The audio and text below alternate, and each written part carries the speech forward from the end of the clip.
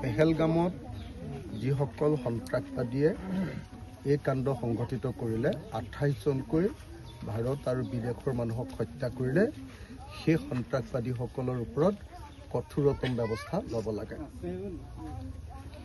ভাৰত চৰকাৰে এতিয়ালৈকে সন্ত্ৰাসবাদীসকলক বিচাৰি উলিয়াই তেওঁলোকৰ ওপৰত কঠোৰতম ব্যৱস্থা নোলোৱাটোৱে আমাক উদ্বিগ্ন কৰি পেলাইছে। গতিকে মই ভাৰত চৰকাৰৰ প্ৰতি আহ্বান জনাইছোঁ, গৃহ বিভাগৰ প্ৰতি আহ্বান জনাইছোঁ যে দেশীয় সন্ত্ৰাসবাদীয়ে হওক বা বিদেশী সন্ত্ৰাসবাদীয়ে হওক সিহঁতক ধৰিব লাগে আৰু সিহঁতক যথোপযুক্ত কঠোৰতম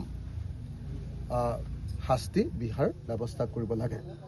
আজি ৰাইজৰ দলে য'তেই মিটিং কৰিব আমাৰ এই সন্ত্ৰাসবাদীৰ বৰ্বৰ কাণ্ডৰ বিৰুদ্ধে আমি প্ৰতিবাদ সাব্যস্ত কৰিম আৰু লগতে আমি মৃতকসকলৰ প্ৰতি শ্ৰদ্ধা জনাই তেওঁলোকৰ প্ৰতি সন্মান প্ৰদৰ্শন কৰিম।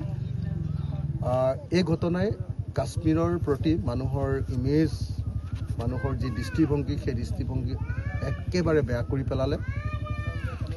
মানুহে কাশ্মীৰলৈ যাবলৈ আৰম্ভ কৰিছিলে পৰ্যটনৰ কাৰণে। কাশ্মীৰটো মূলতঃ পৰ্যটন অৰ্থনীতিৰ ওপৰতে চলি থাকে। এতিয়া আৰু কোন মানুহ পৰ্যটন কৰিবলৈ কাশ্মীৰলৈ যাব? কোন মানুহে জীৱনটোক আগবঢ়াই তাতে ফুৰিবলৈ যাব? গতিকে এতিয়াতো কাশ্মীৰৰ অৰ্থনীতি খতম কৰি পেলালে। আৰু ভাৰত চৰকাৰেও ইমান দিন যে সন্ত্ৰাসবাদী শেষ হৈ গ'ল বুলি কৈ আছে, সেইটো যে শেষ কৰিব পৰা নাই। আৰু পেহেলগামৰ নিচিনা ঠাইত য'ত ডেইলি 2000-2500 মানুহ যায়, তাতনো কিয় আচলতে ভাৰত চৰকাৰে আৰু কাশ্মীৰ চৰকাৰ, জম্মু কাশ্মীৰ চৰকাৰে কিয়নো তাত আচলতে নিৰাপত্তাৰক্ষী ৰখোৱা নাছিলে, সেইটো এটা ৰহস্যজনক ঘটনা। নিৰাপত্তাৰক্ষী ৰখোৱাটো খুব জৰুৰী আছিলে, যিহেতু সকলোৱে জানে যে কাশ্মীৰ এখন সন্ত্ৰাসবাদৰ দ্বাৰা জৰ্জৰিত ঠাই।